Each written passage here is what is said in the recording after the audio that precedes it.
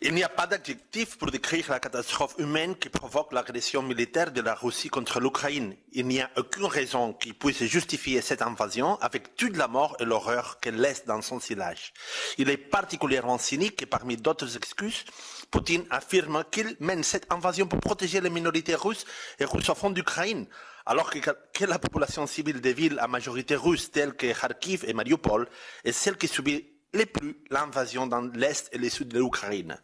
Il est intolérable que Poutine manipule les droits à l'autodétermination du peuple pour justifier les ambitions territoriales de son nationalisme autoritaire.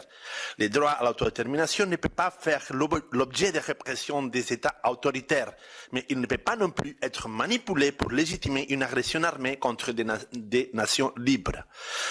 L'Union doit prendre position et œuvrer pour mettre fin à l'agression russe, à la guerre et à ses conséquences humanitaires.